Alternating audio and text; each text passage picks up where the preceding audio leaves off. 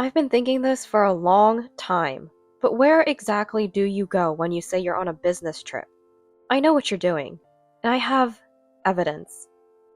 I couldn't finish my sentence before my husband's angry voice interrupted me. Don't you dare speak to me like that! As he spoke, his arm stretched out, and he pushed me with all his might. I lost my balance and fell backwards. Lying on the floor, I looked up to see my husband looking down at me with disdain. Huh, ugly and fat. That's what you are. Serves you right. He sneered. I felt a sharp pain in my head and could feel my consciousness fading away.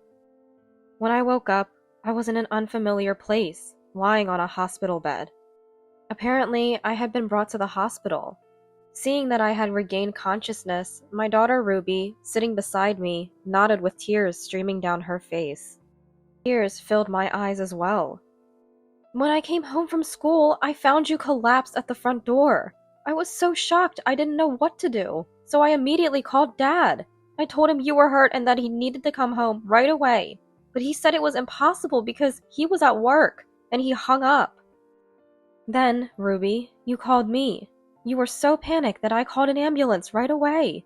What happened? I told my parents everything about the mistreatment from my husband for over 10 years since Ruby was born. I also told them about the injury today, caused by being pushed while my husband was trying to meet his mistress. Dad began to speak slowly. Come back home with Ruby, he said kindly. Then his tone changed suddenly. And we'll make sure Jacob pays for what he did to Susan. An eye for an eye, a tooth for a tooth, he said. My name is Susan. I'm a 43-year-old housewife. I was born into a very ordinary family, where my dad, who works hard as a bus driver, is supported by my mom, a housewife. Dad has a gentle nature and has always treated me kindly. I remember thinking as a child that the passengers must feel safe with such a kind-hearted driver. Mom has a very calm personality, and she and Dad seem to be on the same wavelength, as I've never seen them fight or argue. Growing up in such a peaceful household, it's natural that I turned out to be a quiet person. I'm neither particularly intelligent nor active, nor strikingly beautiful or cute, just plain ordinary. By the way, I have a younger sister who is 3 years my junior. Despite being raised in the same household, she's much more put together, and people often couldn't tell who was the older sister when we were younger. My sister has always prioritized her career over marriage, dedicating herself solely to her job, a path completely different from mine. While I also worked for a company, I just went through the motions, never standing out, holding a position that neither garnered high praise nor poor reviews from my superiors.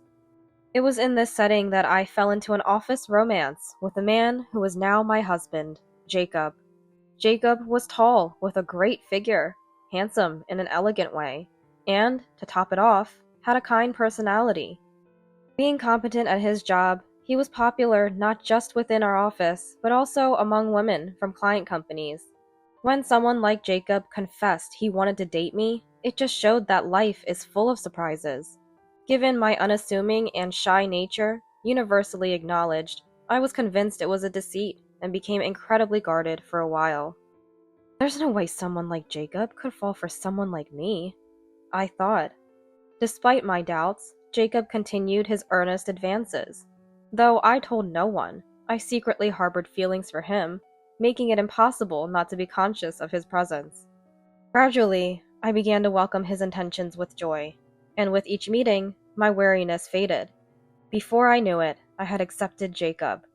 Jacob said that kindness mattered more to him than glamour, and he saw an ideal partner in someone like me. Completely swept up in this drama-like development, I fell deeply in love with Jacob, becoming utterly infatuated. Soon after we started dating, we got married. I quit my job to support Jacob as a housewife. Though my sister would likely have continued her career, having seen my mother happily fulfill her role as a housewife, it felt like the natural course for me, and Jacob was pleased with the decision. We were blessed with a child shortly after our marriage, a daughter we named Ruby, following a discussion. With financial help from my parents, we bought our home upon Ruby's birth. In the years following my relationship with Jacob, I felt as if I was at the peak of happiness in my life. Or, at least, I was supposed to be. I was indeed happy until I came to know my husband's true nature. His behavior started to change shortly after our daughter Ruby was born.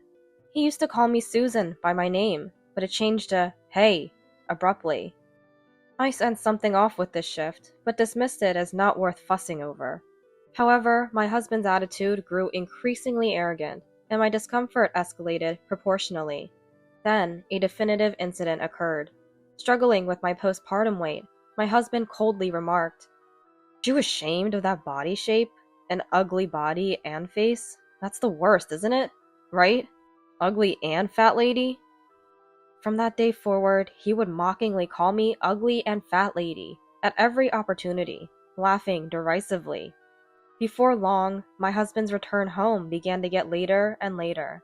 His arrivals at midnight or even early morning became more frequent. One day, I noticed the scent of perfume on his suit, a fragrance clearly worn by a woman, and not one of mine.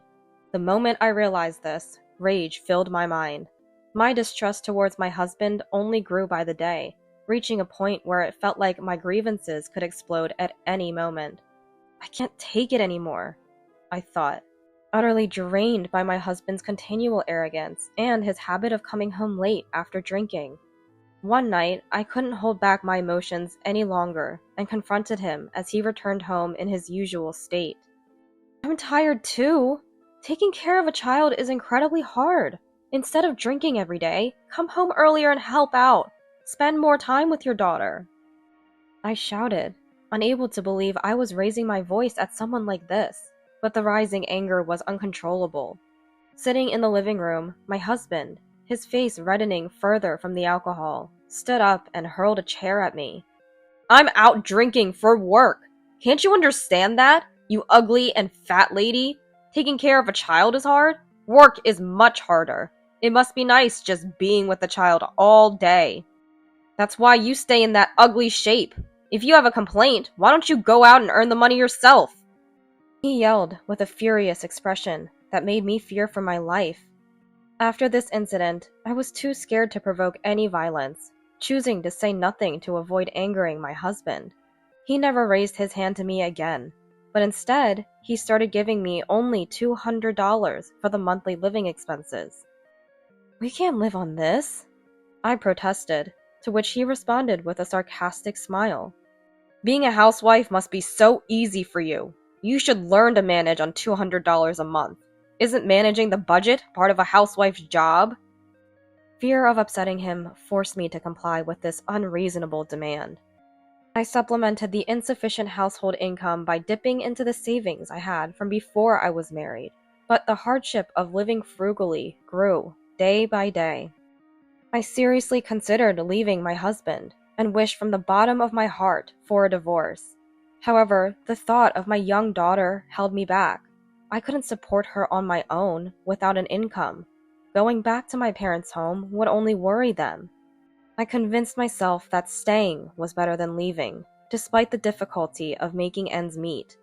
Nonetheless, the problem of insufficient living expenses remained unsolved. Determined to make the most of the $200, I took my husband's mocking suggestions seriously and started learning about saving money. Interestingly, as I got into it, saving money became fun. I discovered various ways to save, which felt rewarding when they worked. I even began researching and devising new saving methods on my own. Eventually, I wanted to share the joy of saving with others and started blogging about it. To my surprise, the blog's readership grew beyond my expectations, eventually earning me advertising revenue.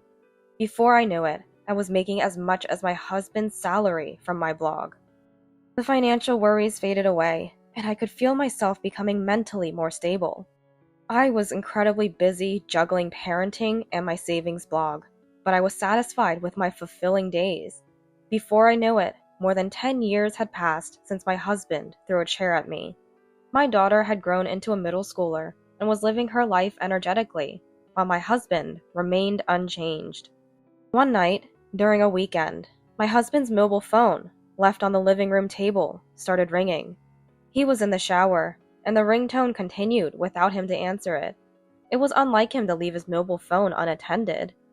Driven by a momentary curiosity, I peeked at the screen. The caller was listed as Mary. I immediately knew she was his affair partner. Though I had suspected him of cheating, having a name attached to my suspicions made it all too real, and I couldn't help but feel shaken. My husband came out of the shower. "Your phone was ringing," I said, trying to sound as indifferent and composed as possible, not wanting him to detect my turmoil. His face changed.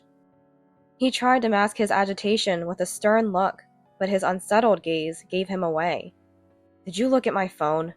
he asked in a low voice, probing. "No," I replied, my voice trembling slightly, worried that I might have angered him. Whether he believed me or not, he took his mobile phone with a sullen expression and went into the bedroom. As soon as he was out of sight, tears started to stream down my face. I wasn't sure if I was relieved that he didn't get angry or shocked that his affair was confirmed. What became clear was that I couldn't let what my husband had done to me go unaddressed any longer.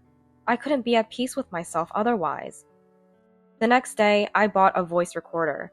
It was to record my husband's conversations on the phone in our bedroom. I also decided to keep another recorder with me at all times to capture any verbal abuse directed at me. But that wasn't enough. I hired a detective agency to catch my husband in the act of cheating. Unaware of my actions, he was easily caught in compromising photographs. I gathered all this evidence for a divorce. I no longer had financial worries. My daughter Ruby was grown enough to understand the decision to divorce. All that was left was to go through with the divorce. However, simply divorcing wasn't enough to clear the lingering dissatisfaction in my heart. When I brought up divorce, I wanted to make it clear that the fault lay with my husband, and to have him acknowledge and reflect on his actions. That's why I needed solid evidence. After the incident with the mobile phone, my husband's behavior towards me worsened more than ever. Perhaps feeling confident that I wouldn't confront him about his cheating, he began staying out overnight more frequently. He claimed these were business trips, but as someone who married a coworker, I knew better. There were hardly any business trips involved in his department's work, a fact I was well aware of. While I felt the shallowness of my husband's actions, being lied to with such a transparent lie felt like an insult to me, and it angered me. As my patience with my husband's infidelity wore thin, I deeply despised him and was waiting for the right moment to bring up divorce. One morning, in the year when Ruby became a ninth grader, my husband hurried down the stairs with his carry-on suitcase. "I have to go on a sudden business trip," he said, as he headed towards the entrance. And then, with a tone full of sarcasm, added, "I've been eating nothing but tasteless food, so maybe I'll enjoy something delicious for a change." His snide remark made my anger boil over. "Excuse me? Don't joke with me. What do you mean by tasteless food? I prepare dinner every day, not even knowing if you'll come home to eat it or not. I've been thinking this for a long time, but where exactly do you go when you say you're on a business trip? I know what you're doing, and I have evidence." I couldn't finish my sentence before my husband's angry voice interrupted me. "Don't you dare speak to me like that!" As he spoke, his arm stretched out, and he pushed me with all his might. I lost my balance and fell backwards. Lying on the floor, I looked up to see my husband looking down at me with disdain. "Ugly and fat, that's what you are. Serves you right." He sneered and left the house with a nasty laugh. I felt a sharp pain in my head, perhaps from hitting the floor hard. The frustration of being pushed and insulted by my husband was unbearable. As I lay there, I could feel my consciousness fading away. When I woke up, I was in an unfamiliar place, lying on a hospital bed. My daughter Ruby and my parents were standing by the bed, looking at me worriedly. It seemed I had been brought to the hospital. "Mom, are you okay?" Ruby asked, tears streaming down her face. She had been crying for a while, as her eyes and the area around them were red. "Ruby, did you save me?" I asked, feeling relieved as I regained consciousness. Ruby nodded, crying even harder. Tears welled up in my eyes too. I tried to sit up and hug her, but intense pain throughout my body made it impossible to move. "Stay still," my mom said softly, touching my hand. Her touch brought me comfort, and I began to feel calmer. My parents told me that although I had hit my head and various parts of my body quite hard, the injuries were not severe, and I could be discharged from the hospital if there were no problems. Ruby then told me about finding me collapsed at the entrance when she returned from school. I was so shocked. I didn't know what to do, so I immediately called Dad. I told him you were hurt and that he needed to come home right away, but he said it was impossible because he was at work, and he hung up. Ruby looked down sadly. "So, Ruby, you called me. You were so panicked that I immediately called an ambulance. I was truly shocked. What exactly happened?" As I started to explain, Ruby came into view. "Ruby, could you wait outside the room for a bit?" I didn't want Ruby to hear this. I told my parents about the mistreatment from my husband over the more than 10 years since Ruby was born. I also told them that today's injury was because he pushed me while trying to meet his mistress. My parents listened silently to my story. After a moment of silence, Dad slowly started to speak. "Come back home with Ruby," he said kindly. Then, suddenly, his tone changed. "And we'll have to make sure Jacob pays for what he did to Susan. An eye for an eye, a tooth for a tooth." I had never seen Dad with such a fierce expression before, or after that moment. His words made me decide to divorce immediately. I was determined. Just like Dad said, we would make my husband pay. I called Ruby back into the room and told her about my decision to divorce. Ruby nodded strongly, showing her support. Together, the four of us started planning our counterattack against my husband. We decided as a family to put on an act. The day after I was discharged, my mom and I returned home and my husband called my mobile phone. The act began. My mom answered the phone. In a somber voice, she said, "My daughter has passed away." The call was on speaker mode, and we were recording it. "What?" My husband gasped upon hearing my mom's words. "Ruby has?" It seemed like he was confused by the sudden news. "What are you talking about? My daughter, your wife, Susan." My mom raised her voice, a masterful performance.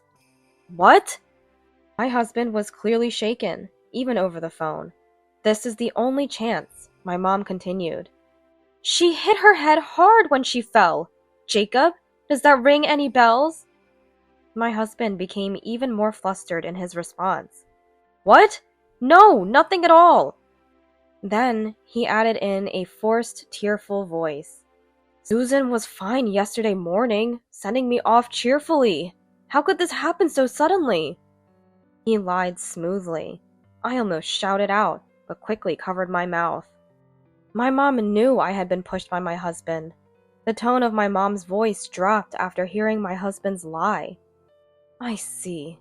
By the way, Jacob, where are you now? You didn't come to the hospital yesterday either." The anger in her words was unmistakable, surely reaching my husband as well. "Well, I'm currently on a business trip," he said, clearly flustered. "Come home right away. We're bringing our daughter back home." My mom's tone became firmer. "I'll have to finish my work first, so it'll take me about half a day to get home," my husband replied, to which my mom pressed on. "Just hurry back!" After hanging up, we rushed to prepare for the next step in our plan. I went to a lawyer with the evidence of the affair I had gathered and the recordings from the voice recorder. Along the way, we checked our home's bank accounts and life insurance to monitor my husband's movements. There were no withdrawals or insurance claims, indicating that he hadn't fled.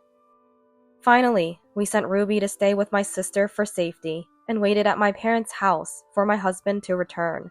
When he returned home at night, we, who had been fully prepared, were taken aback to see him. Astonishingly, he had brought his mistress with him. Seeing me, both were at a loss for words. "Who is this woman?" I demanded, my anger rising. My husband blurted out almost immediately, "Why are you here? You tricked me!" His voice cracked and his face turned red. "Who is she?" I pressed, ignoring his question. He continued to question me instead of answering. "You were supposed to take her to your parents' house, weren't you?" I couldn't comprehend his nerve to bring his mistress home after hearing I had died. My feelings of blaming my husband intensified. "This is my house. It's only natural I come back here. Never mind that. Explain who she is now." I pushed him for answers. "No, it's not like that. She's from a client's company." He stammered, still attempting to lie. I laid out several photos of him with his mistress, obtained from the detective agency. "I've investigated. This woman, she's in these photos with you," I pointed out. His face went pale. "Those must be doctored or something." He tried to deflect it, still lying. How far could this man jest? Pointing to the date on the photos, I confronted him. "These were taken on the days you said you were on business trips. The detective agency confirmed you were on leave from work. Who's the liar now? Why is the woman in these photos here?" Seeing his excuse fall apart was a clear indication that he had no way out. "No, it's because she had some business with me." Cutting him off, the mistress introduced herself. "I'm Mary. I was under the impression we were in a relationship heading towards marriage. You're Jacob's sister, right? I was told you had passed away, but you're alive?" I corrected her. "I'm not his sister, I'm his wife." Now it was her turn to be confused. "Wife? Jacob told me he was living with his sister." My anger reached a boiling point. I glared at my husband, filled with anger that was evident even to myself. "What did you say?" As the truth unfolded, my husband began to look frightened, but still, unbelievably, tried to make excuses without offering an apology. "There's a reason for this. It's a misunderstanding. When I said we were seeing each other, I meant as a client. I'll explain everything later." My husband tried to explain, but even his mistress seemed to grasp the situation now. "Jacob, what is this all about? You lied about your sister dying, and now it turns out she wasn't your sister, but your wife?" She confronted him fiercely. "I was deceived too," he retorted, trying to deflect his guilt. I calmly stated, "The one who was deceived here is me. For years you've been cheating on me, lying about business trips to meet her, and even pushed me to the extent of getting injured. You ignored our daughter's call, shaking with worry, because you were busy at work and didn't even come to the hospital. Then, thinking it would be convenient for you if I were dead, you brought her home. Who do you think was deceived?" She looked at my husband with disdain and said, "You did all that to your wife? So if we had gotten married, the same could have happened to me. You're the worst." "I wouldn't do that because I love Mary," he insisted. As I confronted him for admitting to his affair, he denied it, clearly shaken. Unlike my increasingly agitated husband, I became more composed. "This is the worst case scenario," I remarked. My parents, having witnessed everything, looked at him coldly. He had no one on his side. I had no love left for my husband. "We're getting a divorce," I declared, pushing him away, and she announced she was leaving him too. To my husband, who looked as if he might collapse, I said, "Pushing me and causing injury is a crime in itself, and there's evidence of your affair. I've already started talking to a lawyer, so be prepared." "You lied about being single and deceived me. Isn't that marital fraud? I want compensation for my wasted time." She was his mistress, but now we were both deceived by the same man. We felt like comrades in arms. "I didn't deceive anyone. I was the one deceived. And Susan's injury was her own fault, not because I pushed her. If you say it's my fault, show me the evidence," he defiantly claimed. I pressed play on the voice recorder. revealing our conversation from the morning he pushed me. This isn't the only evidence. I have recordings of all the verbal abuse you've thrown at me over the years. There's no escaping this. I have proof, too. The WhatsApp messages from when we met at the singles party, where you lied about living with your sister, she added. Realizing there was no way out, my husband lashed out. Shut up, you ugly and fat! If you were gone, I could have gotten the insurance money and married her. He looked at her with regret. After all, Mary is the daughter of a major company executive.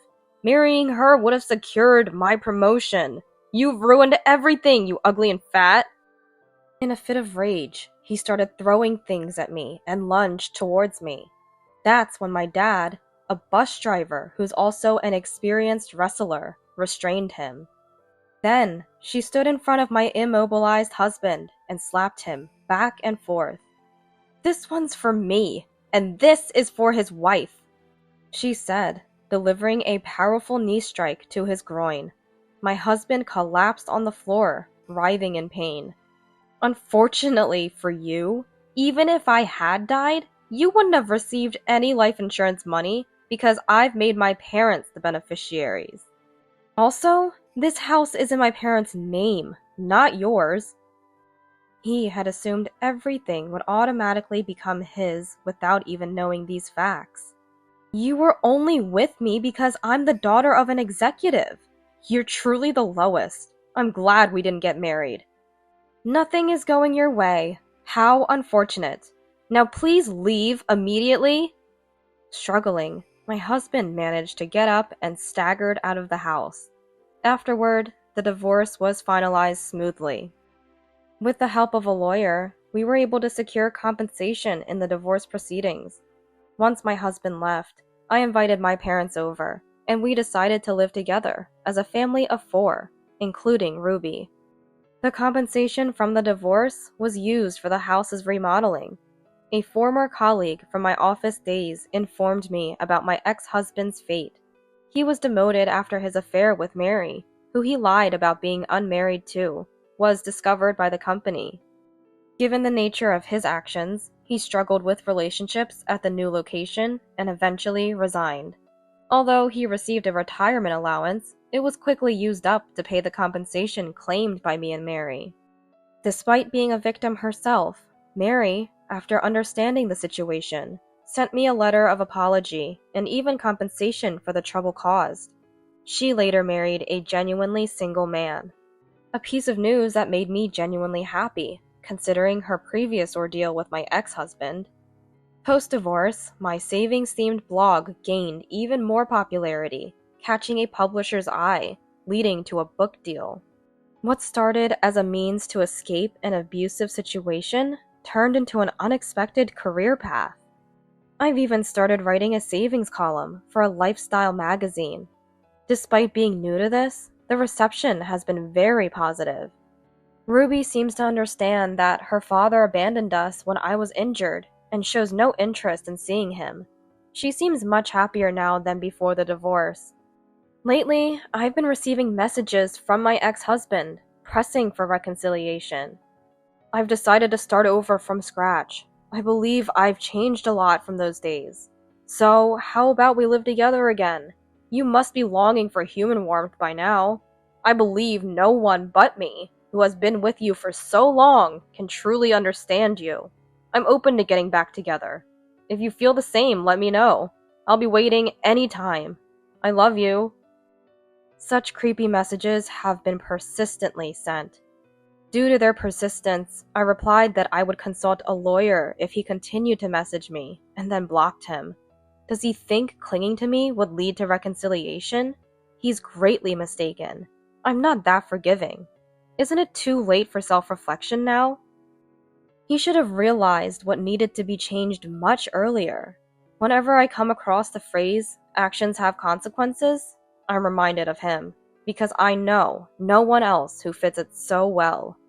Thus, my life, now free from my ex-husband, is fulfilling. I truly feel like I'm enjoying life. Recently, my parents, sister, daughter, and I went on a vacation to a resort area. I planned it to express my gratitude towards my family. I was really happy that we could all enjoy the resort, as I've been busy with housework, childcare, and work. Ruby has expressed a desire to adopt a cat, a sentiment I share. We plan to discuss getting a cat on our next day off, a small yet joyful addition to our daily happiness.